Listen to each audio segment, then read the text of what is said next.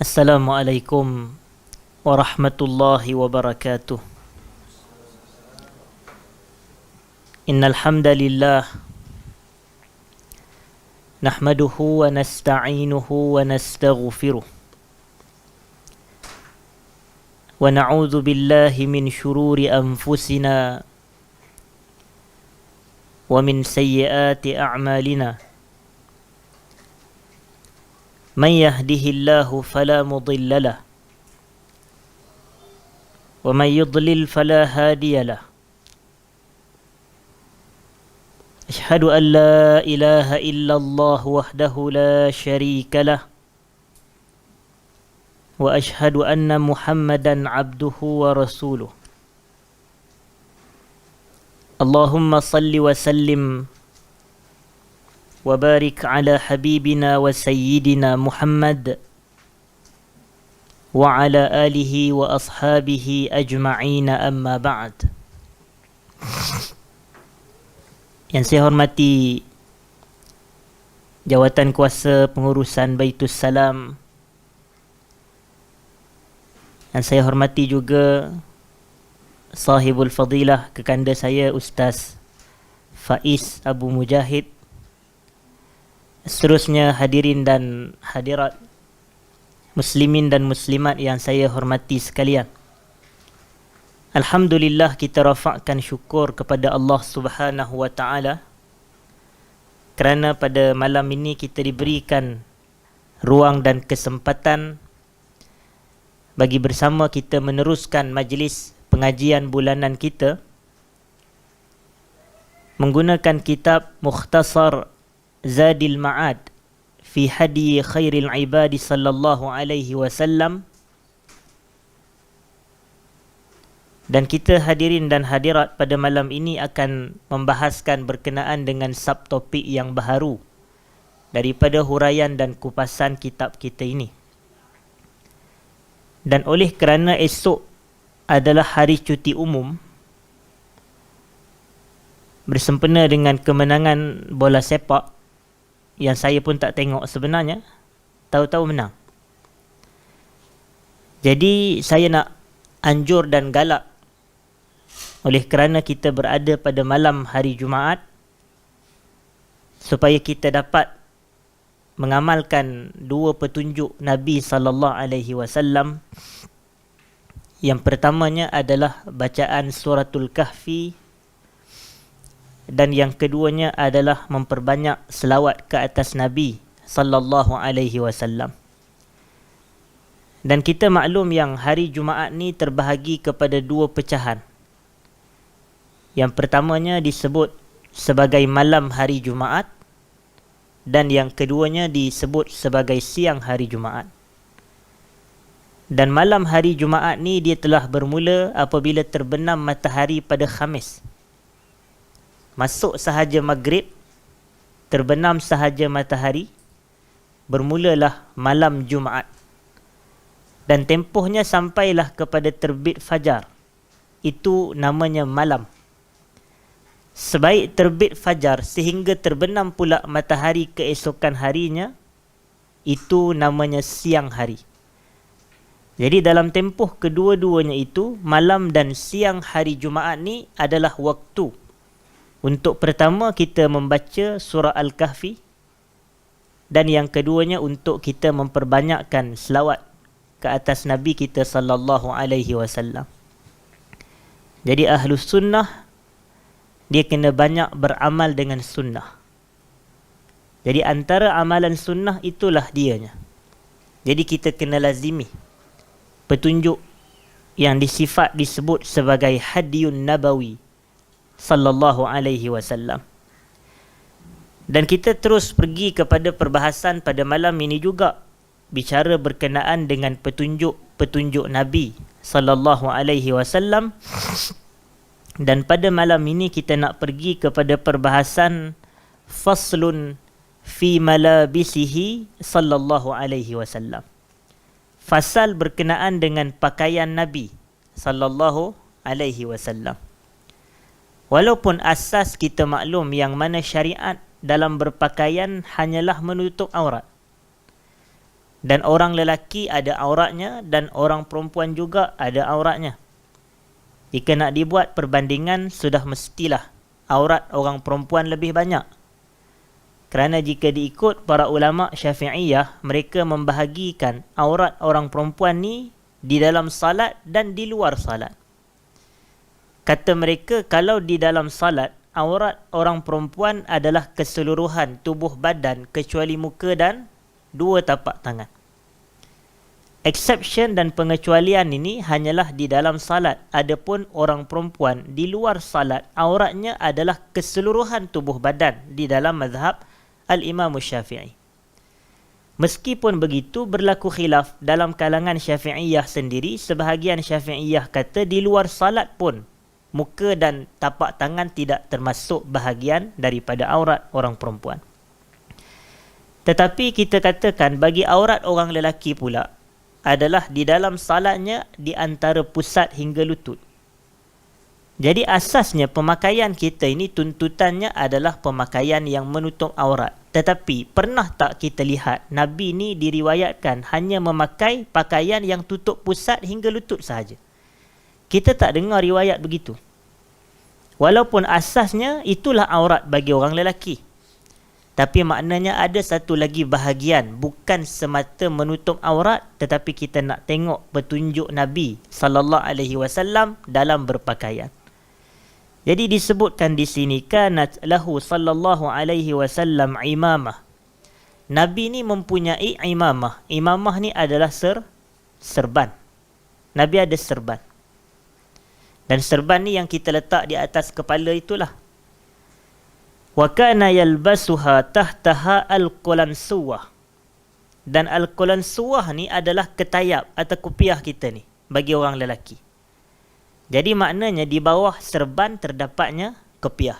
Itulah. Maknanya kalau saya sekarang ni pakai kopiah, kemudian ada serban tu saya letakkan ke atas kepala begitu.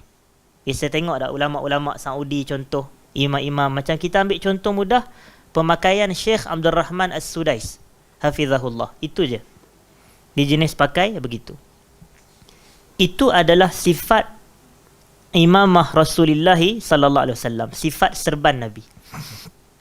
Tetapi bukanlah kebiasaannya Nabi berpakaian sebegitu, tidak. Tapi Nabi nak bagi isyarat bahawasanya dalam berpakaian ni terdapat padanya keluasan. Jadi sebab itu Nabi ni bukanlah hari-hari Nabi pakai imamah serban ni dan di bawahnya terdapat kepiah, tidak. Sehingga kata Ibnul Qayyim, wa kana sallallahu alaihi wasallam yalbasu al-qulunsuwah bighairi imamah. Kadang-kadang Nabi kita ini baginda memakai kepiah tanpa serban. Pakai kepiah sahaja yang menutup bahagian kepala ini. Wa yalbasul imamah bighairi qulansuwah. Dan kadang-kadang Nabi hanya pakai serban tapi tak ada di bawahnya kepiah. Maknanya kalau kepala Nabi ada rambut dan ditutup dengan serban di atasnya, itu sahaja tanpa letak kepiah. Jadi ini adalah kepelbagaian. Jadi kedua-duanya kalau kita i'tiqad dan kalau kita niat untuk mencontohi dan meneladani petunjuk Nabi, kita berpahala.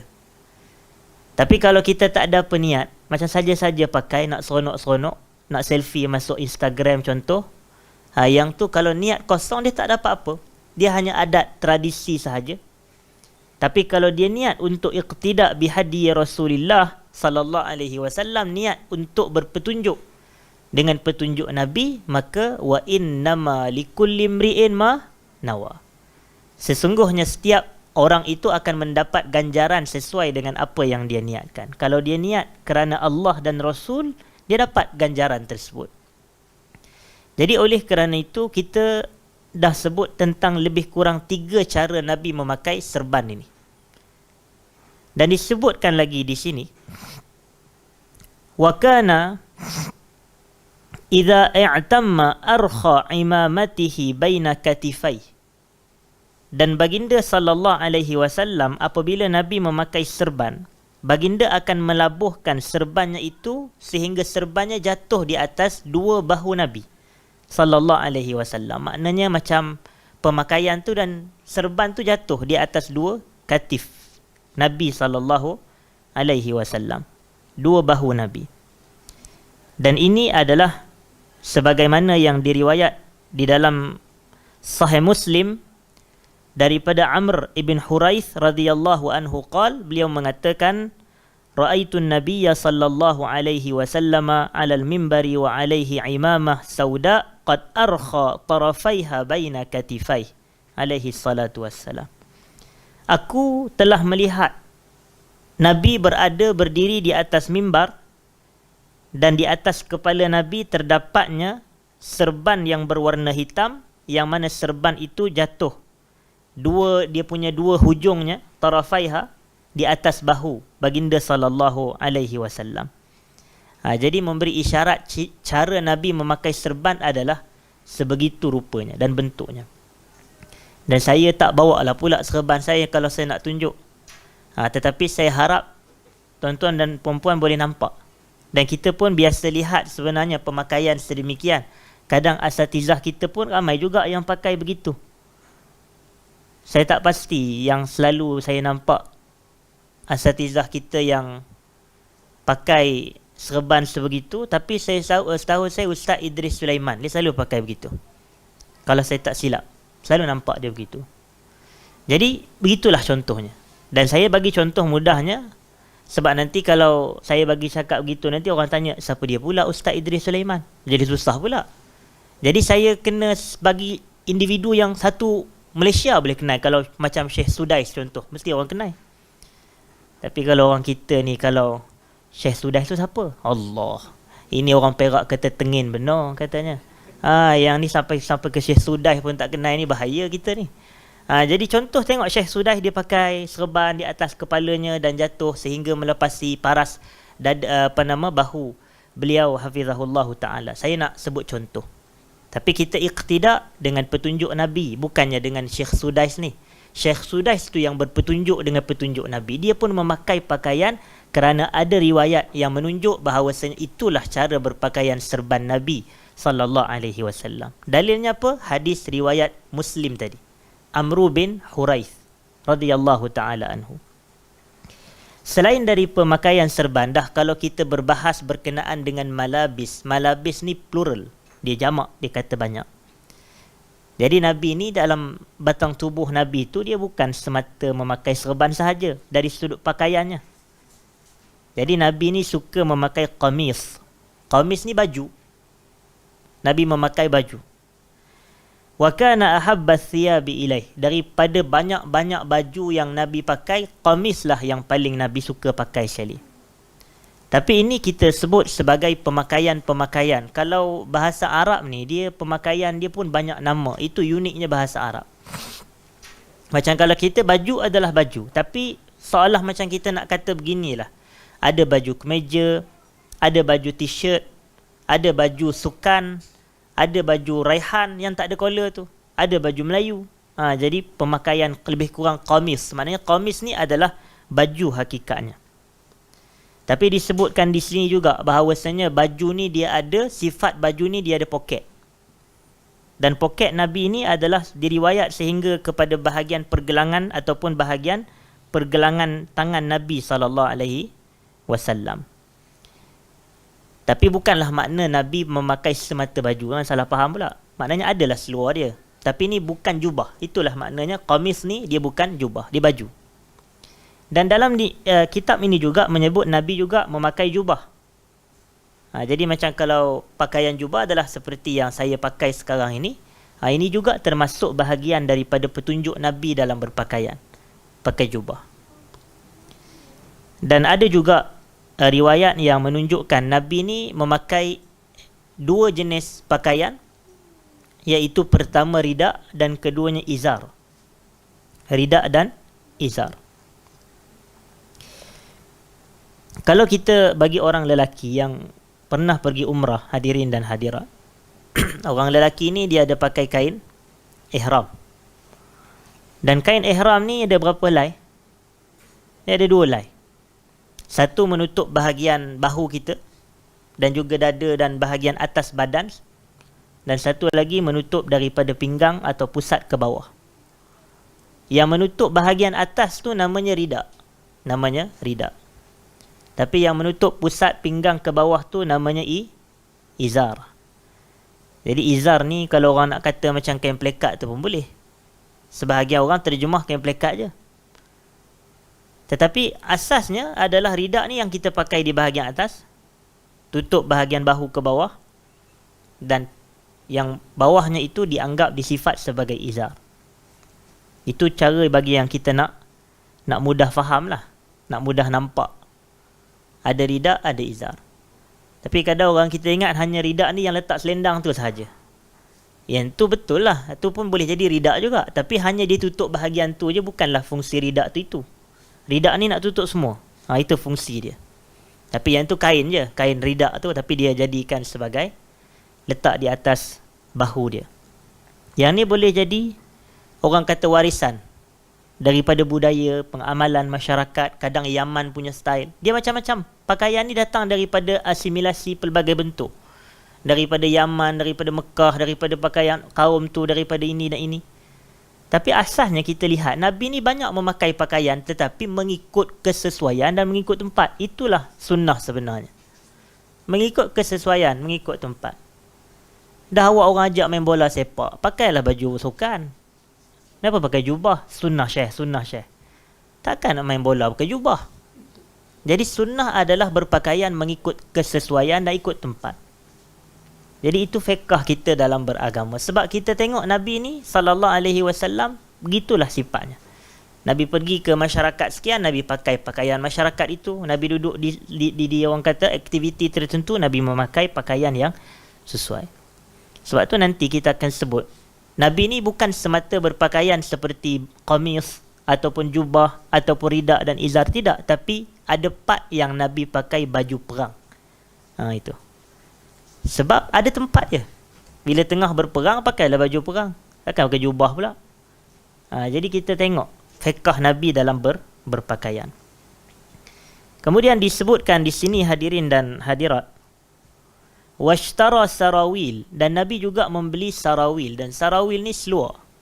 Sirwal punya plural. Sarawil. Jadi Nabi beli seluar. Dah kalau Nabi beli seluar ni, mestilah Nabi nak apa? Nabi nak pakai. Takkan Nabi beli duk tengok saja, tak. Yang tu boleh termasuk dalam idha'atul mal. Maknanya kita mengabaikan ataupun orang kata tak menggunakan harta, rugilah, pembaziran harta. Tapi Nabi beli untuk Nabi pakai. Jadi itu isyarat Nabi juga memakai seluar. Itu juga dalil, kata Ibnul Qayyim, inilah dalil Nabi SAW memakai juga seluar. وَالظَّاهِرُ أَنَّهُ إِنَّمَا اشْتَرَاهَا لِيَلْبَسَهَا, kata Ibnul Qayyim. Dan zahirnya Nabi membeli seluar ini tujuan adalah untuk baginda memakai seluar. Tapi seluar pun zaman sekarang ni dia banyaklah jenisnya. Tapi asasnya kita kata pemakaian seluar tu. Pemakaian seluar. وَقَدْ رُوِيَ فِي غَيْرِ حَدِيث أَنَّهُ لَبِسَ السَّرَوِيلِ وَكَانُوا يَلْبَسُونَ السَّرَوِيلَاتِ بِإِذْنِهِ. Diriwayatkan bukan dalam semata satu hadis sahaja. Maknanya banyak hadis yang meriwayatkan Nabi kita ini SAW memakai seluar. Dan para sahabat juga memakai seluar dengan keizinan Nabi SAW. Maknanya isyarat Nabi beri keizinan itu bukan perkara maksiat. Itu. Dan Nabi ni SAW mustahil perkara maksiat berlaku depan mata Nabi dan Nabi diam. Itu mustahil. Sifat mustahil bagi Nabi. Dia mesti Nabi akan menegur dan membetulkan maksiat yang berlaku di depan mata. Yang selalu diam bila tengok maksiat ni siapa dia? Kita lah. Nampak orang buat mungkar, kita diam je. Sebab apa? Membenci dalam hati. Itu je lah yang kita mampu. Tapi kita abaikan dua bahagian yang awal daripada hadis Muslim tu, yang Nabi SAW kata, man ra'a minkum munkaran falyughayyirhu biyadih. Siapa yang melihat kemungkaran, hendaklah dia ubah dengan tangannya. Ubah dengan tangan ni ada dua maksud.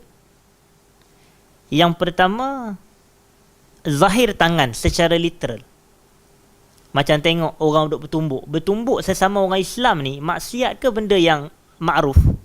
Dia maksiat. Kalau orang Islam bertumbuk bergaduh ni, maksiat. Jadi bila kita tengok ada dua orang sedang bergaduh, bertumbuk, maka kita pergi guna tangan kita leraikan. Itu falyughayyirhu bi yadi. Ubah dengan tangan. Tapi para ulama hadis juga, mereka kata antara maknanya juga ubah dengan kuasa yang kita ada. Ubah dengan kuasa yang kita ada. Jadi kalau awak ada kuasa nak ubah kemungkaran, kuasa politik contoh, kuasa pentadbiran, siasah, gunakan kuasa tu. Tapi janganlah bila tak ada kuasa, ubah. Bila dah ada kuasa, diam. Jadi kita tak nak. Betulkan, gunakan kuasa tersebut. Fa'in lam yastati' fa bilisanih. Kalau tak mampu ubah dengan tangan, ubah dengan lidah. Tegur dengan lidah. Fa'in lam yastati' fa biqalbih. Kalau dah tak mampu juga, barulah dengan jantung kita ini. Wa dhalika ad'aful iman, kata Nabi SAW. Itu adalah selemah-lemah keimanan. Tetapi Nabi ni apabila Nabi tak tegur pun, para sahabat pakai seluar, maknanya itu isyarat Nabi beri keizinan. Kerana mustahil kalau maksiat berlaku di hadapan baginda dan Nabi diamkan. Mustahil. Baik.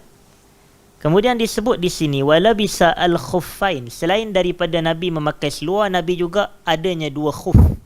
Ada dua khuf. Khuf ni orang kata kasut kulit lah dalam bahasa mudah. Khuf adalah kasut kulit. Dan ulama moden ni dia khilaf sama ada stokin tebal boleh disifat dengan sifat khuf atau tidak. Kita kata nak keluar khilaf, kita tak sifatkan sama. Nak keluar khilaf. Kerana hakikatnya menyebut khuf adalah kasut kulit, diperbuat daripada kulit. Adapun stokin dia tak diperbuat daripada kulit, walaupun dia tebal dan dia menghalang air dari menyerap masuk ke bahagian kulit, merujuk kepada kaki. Jadi kalau nak keluar khilaf itu lebih selamat, dan kaedah kata al-khuruju minal khilafi mustahab. Keluar daripada khilaf tu sunat. Dituntut kita keluar daripada khilaf. Jadi kita katakan khuf punya ciri adalah kasut kulit, diperbuat daripada kulit dan menutup buku lali, menghalang mencegah air daripada kena ke kaki kita. Itu sifat khuf. Dan biasa kalau kita pergi Mekah memang kita akan jumpa banyak. Di Malaysia ni saya jarang jumpa orang pakai khuf. Tapi nak jadi, kenapa saya kata jarang, bukannya tak pernah. Sebab nak jadi cerita minggu lepas saya tengok ada jemaah masjid pakai khuf. Terkejut saya, Malaysia ni punya panas negara pakai khuf. Tapi suka hati dia lah kan nak pakai apa pun. Cuma maknanya saya jarang tengok lah. Tapi ada. Tetapi adalah hukum hakam yang berkait dengan khuf. Orang Arab ni biasa pakai khuf ni ketika musim sejuk. Malaysia ni bila je musim sejuknya? Sekarang betul tak musim hujan? Betul musim hujan. Tapi bukan musim sejuk. Sekarang ni walaupun dia musim hujan, tapi dia bukan musim sejuk. Macam kita duk kata lah, orang kita kalau pergi ke Cameron, dia punya pakai baju sejuk tu seolah-olah itulah paling sejuk dalam hidup dia. Padahal Cameron apa sejuknya? Genting Highland. Apa sejuknya? Tetapi orang kita pakai khuf di tanah Arab untuk orang kata apa? Sebab musim sejuk. Sebab dia mudah untuk dia ambil wuduk, tak perlu basuh kaki. Macam tu. Maknanya kalau dia dah ambil wuduk siap-siap, kemudian dia pakai khuf. Lepas dia pakai khuf, dia buang air kecil ke, dia kentut ke, dia buang air besar ke, jadi dia dah tak perlu dah untuk basuh kaki semula dengan air, tapi memadai bagi dia untuk sapu di atas khuf sahaja.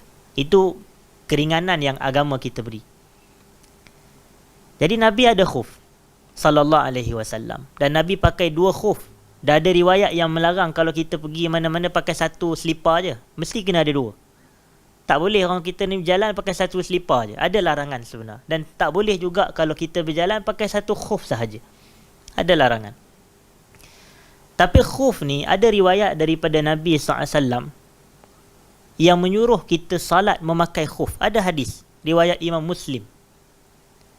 Tapi bila ada hadis, macam saya selalu sebut, kadang-kadang ada hadis tapi kita kena memahami fiqh hadis. Dia tak cukup semata kerana kita memahami hadis sahaja, tetapi kita kena memahami fiqh hadis. Kadang-kadang orang kita ni kalau hadis pun dia silap faham, masalah. Sebab tu kena teliti dan kena belajar secara berguru, supaya keterangan kefahaman tu diperoleh daripada guru. Saya nak sebut yang kita ini Ahlus Sunnah wal Jamaah kena belajar berguru. Tapi ada syarat. Seperti kata Ibnu Sirin, inna hadzal ilma dinun fanzuru amman ta'khuduna dinakum. Agama ni atau ilmu ni adalah agama, maka telitilah daripada siapa kamu ambil hadis kamu ataupun agama kamu. Fayunzar ila ahli sunnah fayu'khas hadithuhum. Maka kalau kita dilihat orang tu ahli sunnah, kita ambil terima hadis dia. Tapi wayunzar ila ahli bid'ah, apabila dilihat kepada ahli bid'ah, kita tolak penerimaan ilmu hadis. Maknanya nak ambil ilmu ni kena daripada guru yang betul. Ambil guru yang ahli sunnah juga. Metodologi dia betul, kefahaman beragama betul, manhaj dia betul, akidah betul, akhlak betul. Sebab kalau tidak, ambil ilmu daripada orang yang kita tak ketahuan hala ni, banyak kerosakan lebih daripada kebaikan. Kita pun dah tengok banyak berlaku dalam masyarakat kita pada hari ni. Bila kadang-kadang guru cakap tu yang jelas-jelas menyelisihi Quran, jelas menyelisihi Quran, dia takwil sehabis mungkin. Tok guru dia takwil sehabis mungkin. Tapi kalau orang lain bercakap sebab ni manhaj berbeza, tolak. Kita tak nak takwil untuk saudara kita. Tapi kalau tok guru kita ni taksub, tu bahaya. Jadi kalau boleh hadirin dan hadirat kita elakkan. Balik kepada isu khuf yang saya kata ada hadis yang menyuruh pakai khuf ketika salat. Hadis tersebut ni nak menggambarkan keluasan agama kita. Saya tanya tuan-tuan, adakah syarat salat ni sah dan diterima itu hanyalah dalam masjid sahaja? Kita kata tak. Katakanlah ada jemaah kita ni ataupun hadirin sekalian ni belum semayang isyak, dia semayang isyak dalam Dewan Baitul Salam kita ni. Sah tak semayang dia? Salat dia sah. Dah ada tak situasi tertentu yang memungkinkan seseorang tu salat di atas padang? Boleh jadi. Kalau kita tengok bola sepak baru ini, contoh, katakan ada perlawanan di stadium. Mungkin orang tu dia nak cari musalla ke surau ke, dia tak sempat. Tapi dia salat tepi-tepi jalan tu. Jadi kalau dia salat di tepi-tepi jalan tu, boleh jadi dia semayang pakai selipar dia. Nampak tak? Jadi sah tak semayang pakai selipar? Hakikatnya sah, selama selipar tu bersih daripada apa? Najis. Jadi itu fiqahnya. Maknanya ada riwayat yang menunjukkan kita ni boleh salat pakai khuf ataupun kasut dan seumpamanya. Jadi itu makna saya adalah kadang-kadang orang kita salah faham isu kasut, isu na'al yang lebih tepat. Isu na'al, pemakaian selipar ni. Jadi kita nampak di sini agama kita ni ada keluasan. Itu Islam ni hebat, dia ada keluasan. Tapi kita kena memahami fiqh hadis. Ni tak, kadang dia salah faham fiqh hadis, dia baca hadis yang Nabi kata salat pakai selipar ni, lalu dia pun masuk masjid, masjid kapet baru beli pula 30,000, 70,000. Dia tengok memang kena kejar lah dengan pengurusi masjid. Bila kena kejar dengan pengurusi masjid, jangan dia kata ada hadis. Hang tak faham sunnah. Bukan, awak yang tak faham sunnah. Sebab tu penting, belajar berguru ni, fiqh tu biar betul. Jadi supaya kita katakan, kalau kita dengar hadis sekian-sekian, salat dengan selipar, jadi tak perlulah kalau kita nak masuk masjid. Bahkan mufti kalau dia nak fatwa, dia mesti kena teliti. Saya suka jawapan Ibn Bas rahmatullah alaih berkenaan dengan hadis tersebut. Ibn Bas kata, melihat kepada situasi masjid di negara kita sekarang ni, tak sesuai masuk masjid pakai selipar dia. Sebab masjid dah ada kapet, masjid dah ada ni apa semua, jadi tak sesuai kita nak masuk semayang pakai selipar. Tapi hadis tu nak memberi isyarat adanya tempat yang boleh kita salat pakai selipar. Kalau duduk atas padang ke, duduk di stadium ke, duduk dalam hutan ke, duduk atas pasir ke, itu isyarat dia. Dan Nabi SAW memakai khuffain walabisan na'al. Dan Nabi juga ada na'al Nabi. Na'al ni selipar lah. Tapi Nabi pakai selipar di mana? Di kaki lah, takkan pakai kepala pula. Jadi Nabi pakai selipar di kaki, jangan pakai di kepala. Jadi sebab itu kita kata setiap pakaian ada tempat dia. Setiap pakaian ada tempat. Selain daripada Nabi ada 2 khuf, Nabi ada selipar. Walabisal khatam, dan Nabi juga sallallahu alaihi wasallam memakai cincin. Yang ni pun termasuk dalam pakaian. Tetapi sebenarnya lebih tepat aksesori lah. Aksesori. Alat. Macam kenapa disifat pakaian tu? Sebab Nabi pakai. Dia sebut dalam bahasa Arab yalbasul khatam. Nabi SAW memakai cincin. Dan cincin ni juga, perbuatan Nabi memakai cincin adalah dalil bagi orang lelaki harus memakai cincin. Harus bagi orang lelaki memakai cincin. Cuma berlaku perbahasan hadirin dan hadirat yang saya hormati sekalian. Nak pakai cincin ni di jari apa dia? Maksud saya adalah di tangan mana? Kanan ke tangan kiri? Tangan kanan, tangan kiri itu satu isu. Lepas tu jari mana tu nak pakai pun ada perbahasan ulama' juga. Ibnul Qayyim dalam kitab ini, beliau tidak menspesifikkan. Tetapi beliau hanya menyebut wakhtalafatil ahadith. Hadis-hadis telah datang dalam bentuk berbeza. Hal kana fi yumnah aw yusrah, adakah Nabi memakai cincin dengan tangan kanan ataupun dengan tangan kiri? Maksud saya di tangan kanan ke di tangan kiri? Wa kulluha sahihatus sanad, kata Ibnul Qayyim. Semua hadis yang menceritakan, semuanya hadis sahih sanad dia. Maknanya ada riwayat yang menunjuk Nabi pakai cincin tangan kanan dan ada riwayat yang menunjuk Nabi pakai cincin tangan kiri. Jadi kalaulah Nabi pakai cincin tangan kiri, ulama' kita qiyas, nak pakai jam boleh tak pakai tangan kiri? Kita kata boleh. Contoh, pakai jam tangan kiri. Sebab ada riwayat yang hadis Nabi pakai cincin tangan kiri. Jadi cincin ni boleh disifat sebagai aksesori. Jam pun adalah aksesori kita. Jadi oleh kerana itu ulama' qiyas. Yang ni kita pakai jam tangan kiri. Ada tak dalilnya? Ada dalil. Sebab tu kita kata agama kita ni dalil. Saya tadi sempat saya tengok satu video pendek oleh almarhum Tuan Guru Ni Aziz rahmatullah alaih. Dia sebut manusialah makhluk yang paling layak menerima dalil. Dia kata kalau puak yang tak nak terima dalil ni siapa dia? Lembu, kuba, dia kata. Tahu kuba? Apa dia? Kuba. Jadi dia kata lembu, kerbau, macam tu. Dah dia bahasa dia gitu, kita pun kuba lah. Jadi dia kata puak-puak ni je yang tak terima dalil. Tapi kalau manusia lah yang paling selayaknya menerima dalil. Hamba Allah, manusia.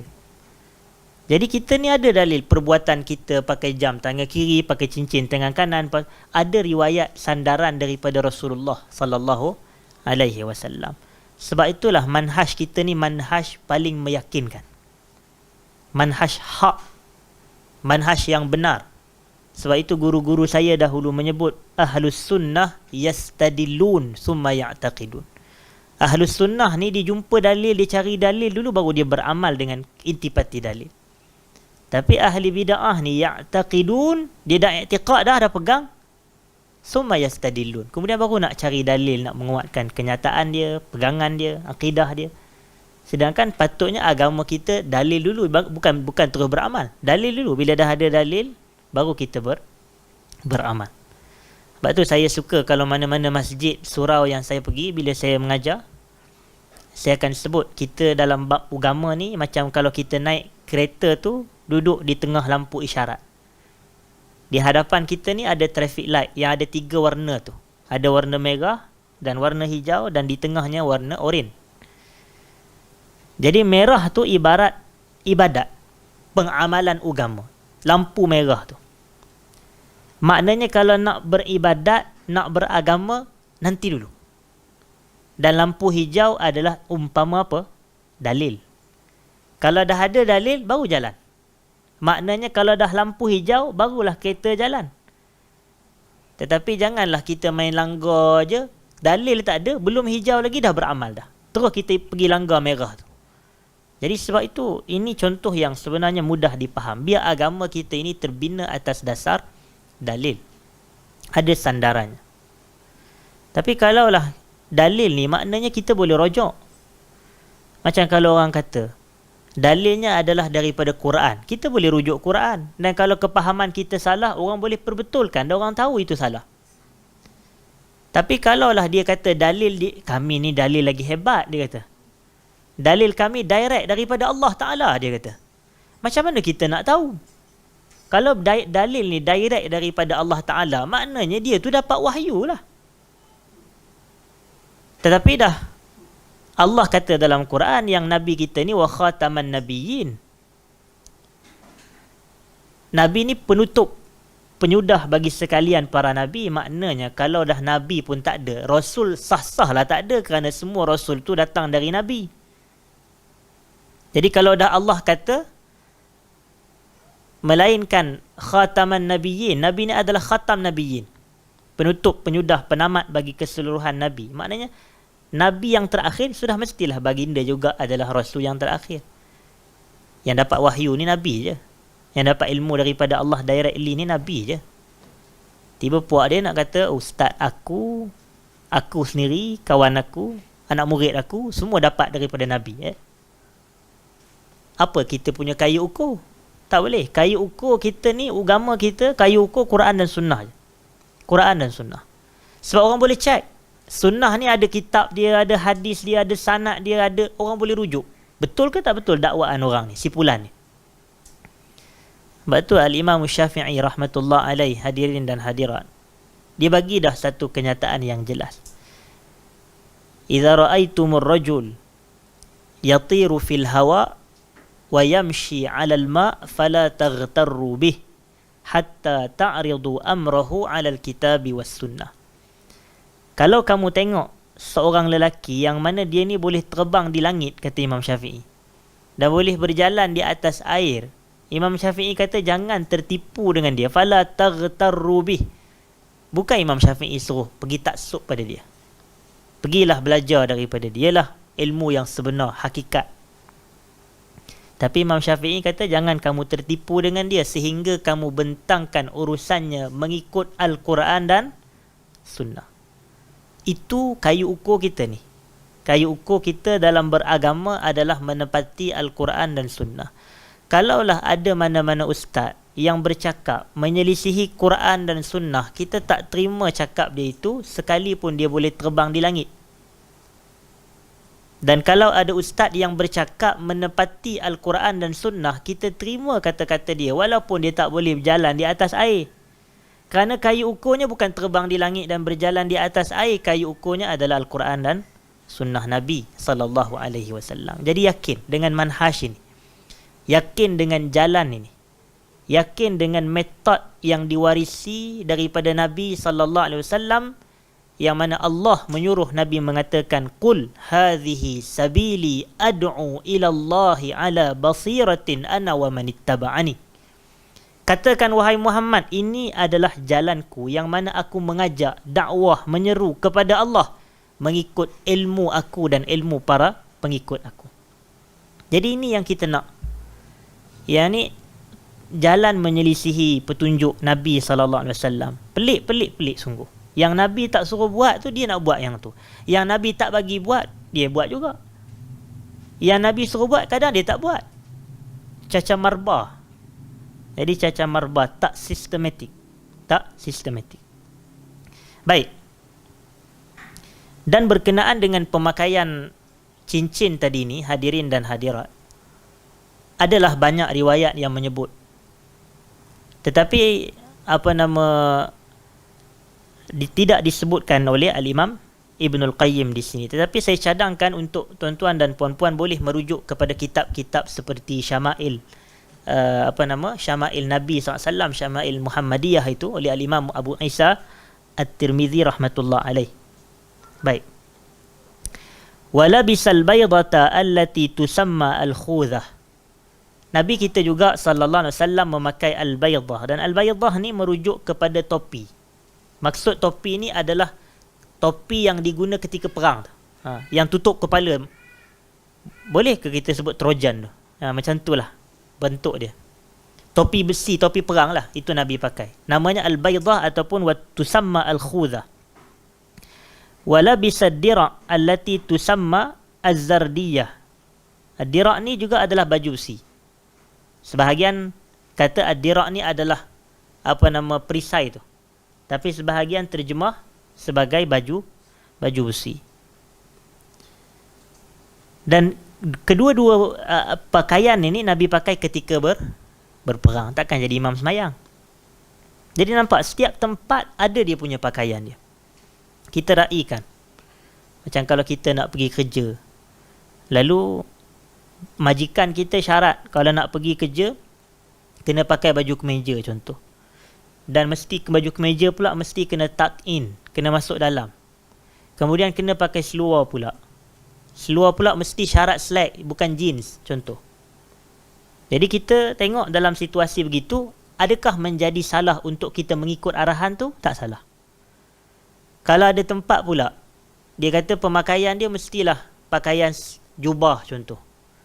Dia pula jadi buka madrasah contoh. Jadi guru-guru ni hendaklah pakai pakaian jubah, pakai kepiah. Jadi kita ikut, tak menyelisihi syarak.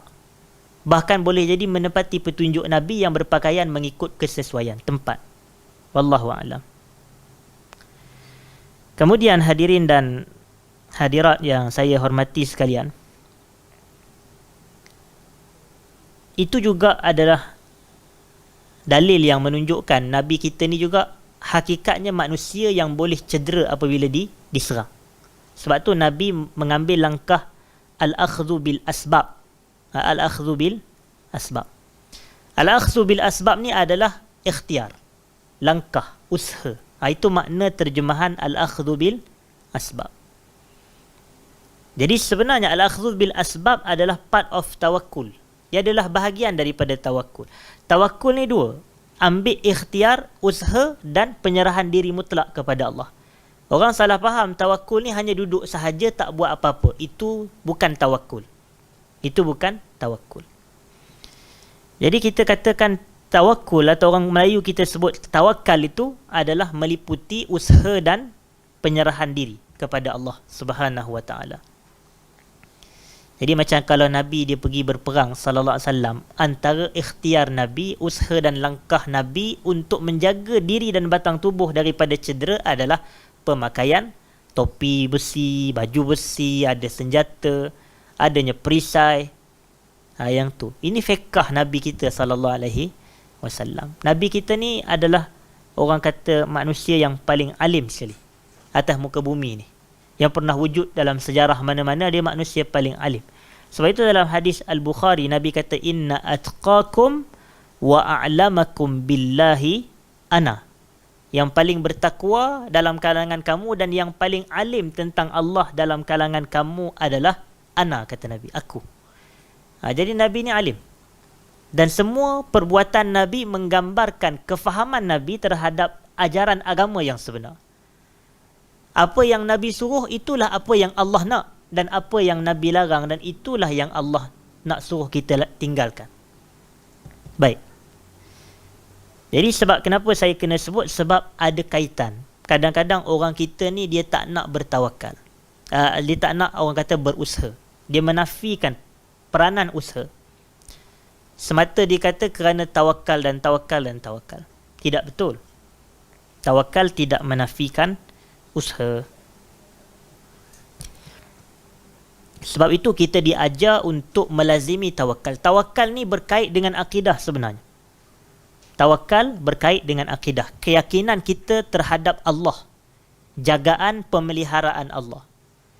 Sebab itu bila kita keluar daripada rumah, kita dituntut, disunatkan berdoa bismillahi tawakkaltu ala Allah.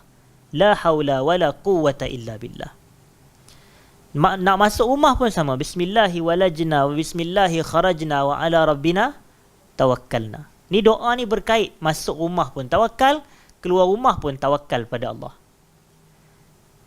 Bila Nabi ajar begini, sebab Nabi nak mengeluarkan masyarakat Islam ini, umat Nabi, daripada kepahaman jahiliyah. Jahiliyah ni, masyarakat Arab jahiliyah, mereka keluar rumah tak ada tawakal pada Allah. Sebab itu bila mereka nak pergi ke mana-mana tempat, mereka akan melihat ke arah pergerakan burung. Kalau burung pergi ke arah kanan, dia kata ini petanda baik, dia akan teruskan perjalanan. Tapi kalau burung bergerak ke arah kiri, dia kata ini sial, ini majal, mereka tak jadi keluar. Jadi ini apa? Yang ni khurafat. Yang ni adalah khurafat dan pengamalan jahiliyah yang Nabi SAW berjuang habis-habisan nak padam dan buang masyarakat ini ataupun pengamalan ini. Jadi kita jangan nak hidupkan atas pelbagai takwil, di atas pelbagai hujah, di atas pelbagai macam-macam kata-kata. Kita cukup memadai mengajar masyarakat kita akidah yang betul adalah akidah yang optimis, tafaul, bukan pesimis, at-tasya'um. Jangan tasya'um. Termasuk tasya'um tu itulah. Dia percaya ada sial hanya semata kerana tengok pergerakan burung je. Sedangkan kita ni aturan hidup kita, ya hayyu ya qayyum birahmatika astaghis aslih li sya'ni kullah wala takilni ila nafsi tarfata'in. Yang ni pun adalah merujuk kepada tawakal juga. Kita tak nak Allah serahkan diri kita kepada diri kita walau sekelip mata, tetapi kita nak kehidupan kita ni biar diserahkan keseluruhannya kepada Allah. Tawakkaltu ala Allah. Ini yang kita mahu. Jadi kita tak nak mempercayai ada hari tertentu, bulan tertentu, tempat tertentu, individu tertentu ada padanya kesialan. Macam yang viral baru-baru ini, isu mandi safar. Isunya dah lama, dalam 2 bulan yang lepas, tapi baru nak viral. Adalah orang yang cek tu. Tetapi kita amat duka cita dan kecewa. Dan kita tengok ini adalah nak memberikan satu pengajaran yang pelik kepada masyarakat sebenarnya. Dah lama dah tak ada pengamalan masyarakat kita ni, dah terhapus. Budaya khurafat, tahyul, seumpama ni, tiba-tiba ada pula pendakwah. Bukan pendakwah pun, kalau pendakwah pun pendakwah ke tempat lain lah tu. Dia adalah penceramah lah, saya kata penceramah. Adalah penceramah yang seolah nak menggambar isu ni isu khilaf ulama. Isu khilaf ulama. Jadi bila isu khilaf ulama, terpulanglah nak buat yang mana, nak buat boleh, tak buat boleh. Yang betul-betul khilaf ulama, dia kata mengelirukan umat. Macam kita kata isu bacaan kunut subuh, itu khilaf ulama. Tapi kalau itu imam tak baca kunut subuh dalam semayang, apa jadi pada dia imam tu esok hari? Boleh jadi kena pecat tak agak-agak? Padahal isu khilaf, yang tu baru betul khilaf. Mandi safar ni mendatang khilaf pula. Ni yang masa saya belajar dahulu, hadirin dan hadirat, guru saya dia selalu sebut, Syekh Ali Al-Halabi rahmatullah alaih. Dia selalu kata, walaysa kullu khilafin jaa mu'tabara illa khilafun lahu hazzum minan nazari. Bukan semua khilaf tu mu'tabar. Maknanya bukanlah kalau ada ulama A kata begini, ulama B kata berbeza dengan apa yang dikata oleh ulama A, bukanlah semuanya perlu diraikan. Dia mesti ada salah satu yang betul. Tapi ada khilaf yang mu'tabar yang kita boleh raikan. Dan sebenarnya isu kunut subuh termasuk khilaf mu'tabar. Jadi perlu diraikan sebenarnya. Perlu diraikan. Dan banyak lagi lah isu-isu khilaf mu'tabar, macam isu basmalah jahar tak jahar ketika bacaan Fatihah dalam salat. Yang tu pun mu'tabar juga. Tetapi kadang-kadang kita ni yang kata yang saya kata, guru saya kata, bukan semua khilaf datang dalam bentuk ianya mu'tabar. Kan kita biasa dengar ada al-khilaful mahmud, khilaf yang terpuji, ada al-khilaful mazmum, ada khilaf yang tercela. Ada al-khilaful maqbul, ada al-khilaful mardud, ada khilaf yang diterima, ada khilaf yang ditolak. Khilaf yang ditolak ni antara contohnya kalau dia menafikan dalalah Quran yang qat'i. Contoh, Quran qat'i dalalah bukan semata subut adalah tentang pensyariatan salat 5 waktu, fardu, wajib. Tiba-tiba ada orang kata, oh salat 5 waktu ni tak wajib. Yang tu khilaf mardud. Khilaf yang ditolak sebab menyelisihi dalalah Quran yang qat'i. Ini perbahasan usul fiqh. Dan satu lagi adalah khilaf yang menyanggah ijma'. Kalau ada ijma' para ulama', tiba ada orang ni pula kata tak. Maka kata-kata dia yang menyelisihi itu adalah khilaf mardud, khilaf yang tercela. Al-khilafu al-mardud. Jadi bukan semua illa khilafun lahu hazzum minan nazar, melainkan khilaf yang mempunyai bahagiannya daripada penelitian. Maknanya ada sandaran dan dalil. Ni apa dia dalil mandi safar? Hadis pun jelas kata la adwa wala tiyarah wala hammah wala safar. Wala safar ni saya nak tanya, kalaulah terjemahan literal tidak ada safar, bulan safar wujud ke tidak? Bulan safar wujud. Tapi makna la safar di situ bukan maknanya tidak ada bulan safar. La safar di situ maknanya adalah tidak ada sial dalam bulan safar. Jadi puak-puak ni duk kata, oh dah, ini ikhtiar sahaja, mandi ni ikhtiar. Ikhtiar untuk apa? Ikhtiar untuk tolak bala. Bala ni siapa dia bagi tahu dalam bulan safar berlaku? Oh, ada ulama mimpi atau kasyaf atau sekian dan sekian. Itu bukan dalil. Sedangkan dalil jelas Nabi dah kata tidak ada.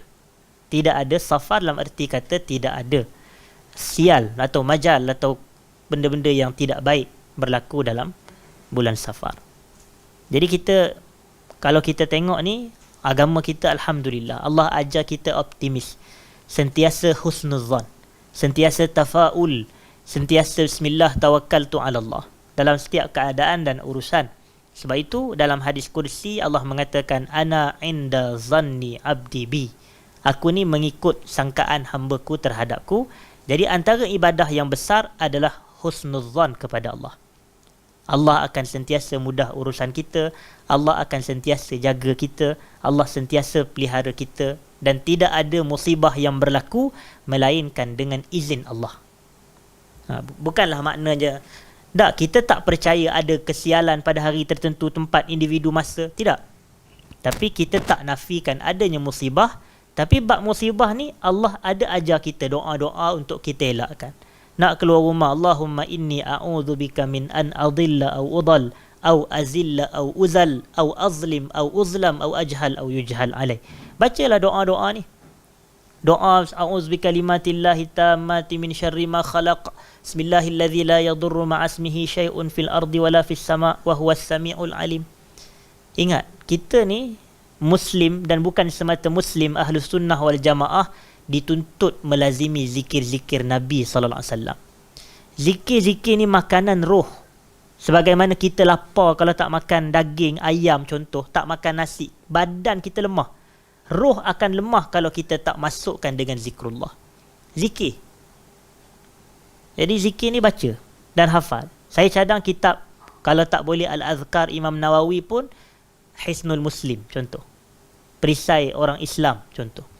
Sa'id bin Wahaf Al-Qahtani rahmatullah alaih, penulis kitab tersebut. Dan banyak lagi kitab-kitab zikir yang maksur ini.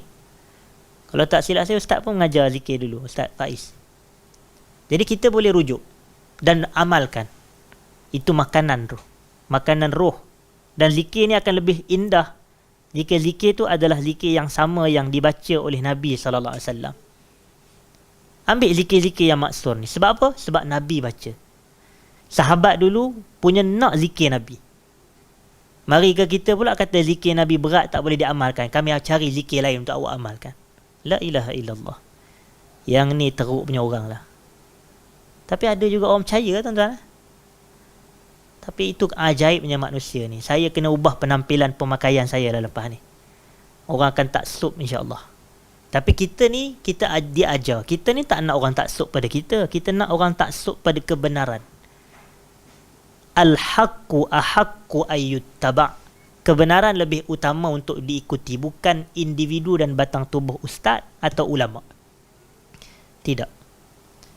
Dahulu ada seorang ulama ni, dia pernah kata, Syekhul Islami habibun lana. Syekhul Islam ni, tapi bukan Ibn Taymiyah, merujuk kepada Al-Harawi, ulama besar dalam mazhab Al-Imam Syafi'i. Kami sayang dia, tetapi kebenaran ahabbu ilaina. Kebenaran lebih kami sayang. Jadi kita nak ikut kebenaran ke nak ikut batang tubuh individu? Kita ikut kebenaran. Saya tak pernah ajak orang nak ikut taksub kepada kita. Jangan taksub pada mana-mana penceramah di Baitul Salam ni. Tapi taksublah pada kebenaran. Lihat kepada hujah, kepada nas, kepada sandaran dan dalil. Itu meyakinkan kita. Macam mana saya kata para sahabat nak zikir Nabi? Kita tengok. Satu hari Abu Bakar Siddiq radhiyallahu anhu, dia pernah bertanya kepada Nabi sallallahu alaihi wasallam, "Ya Rasulullah, ajarkan aku kalimah untuk aku membacanya di dalam salatku." Maknanya Abu Bakar nak zikir Nabi. Sebab dia minta Rasulullah SAW ajarkan bacaan salat, zikir salat untuk Abu Bakar amalkan dalam salat.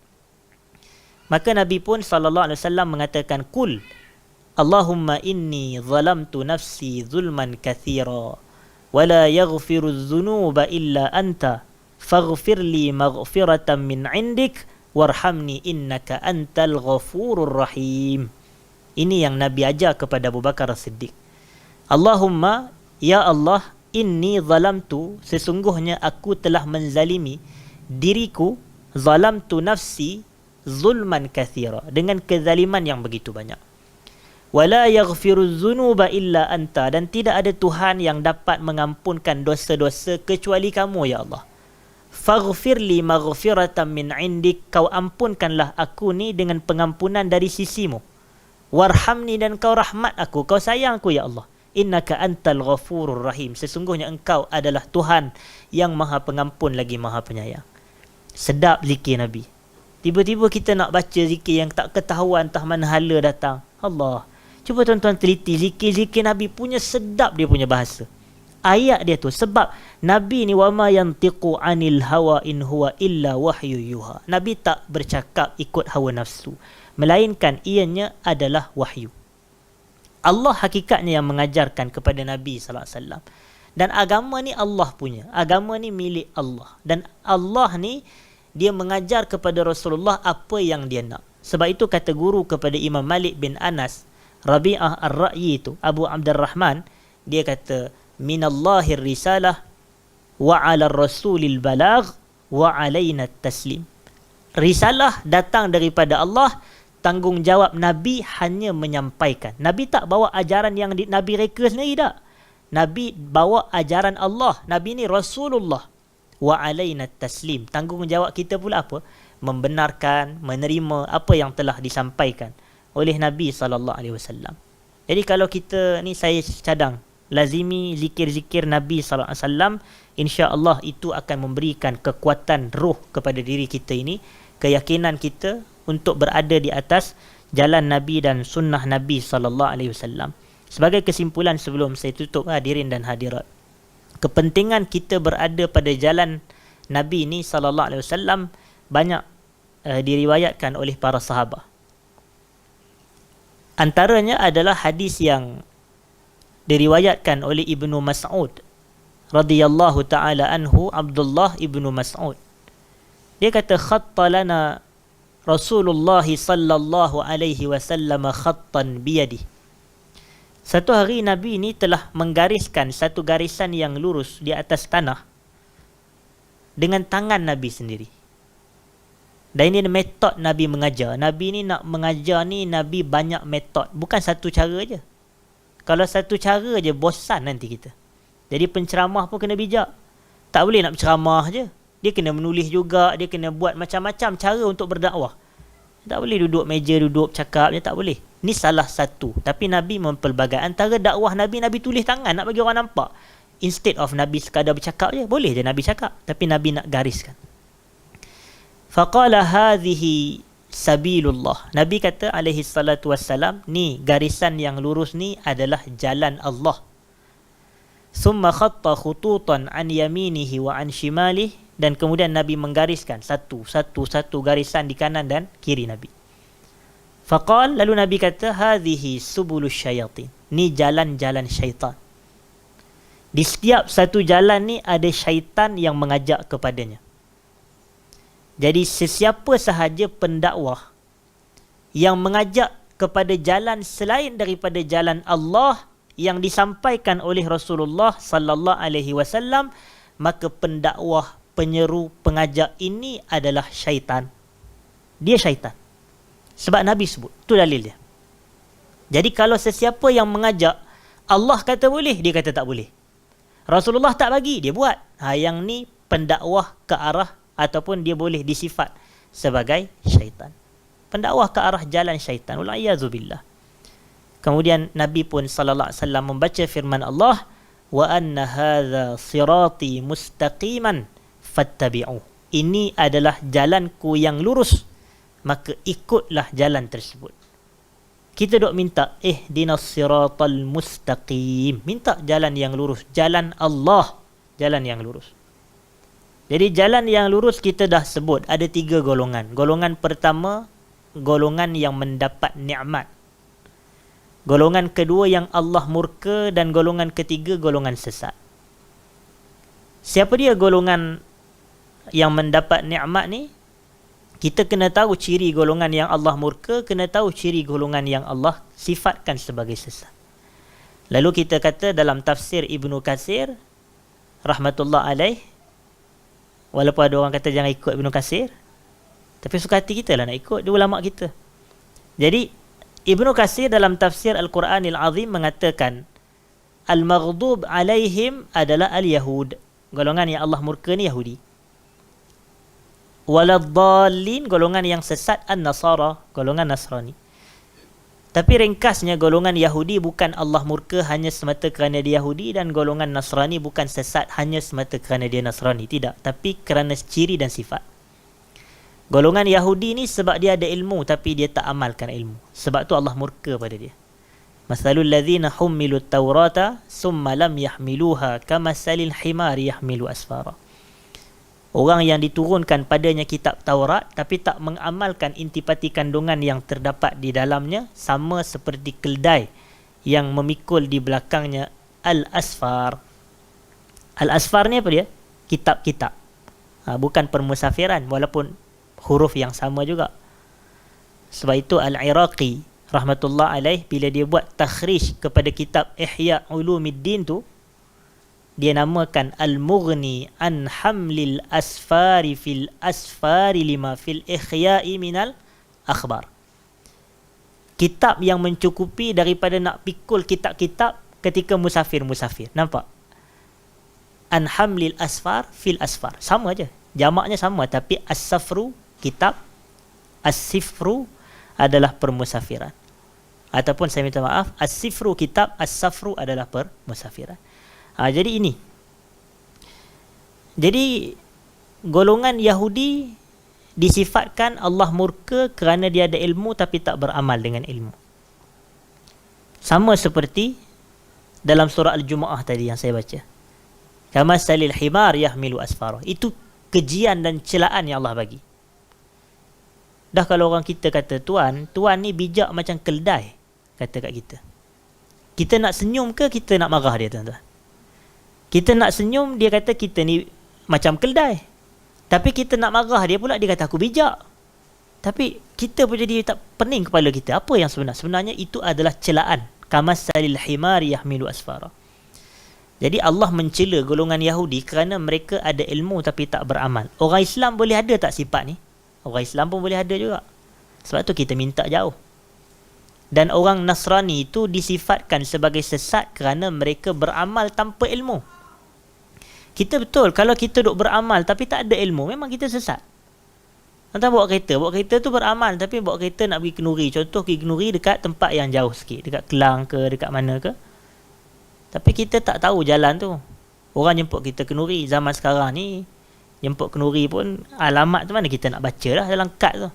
Mana susah sekarang ni. Melainkan Waze je lah. Dan kalau kita ni mazhab tak nak ikut Waze, nak buat macam mana? Jadi main bawa je kereta. Bawa penyudahnya tak sampai.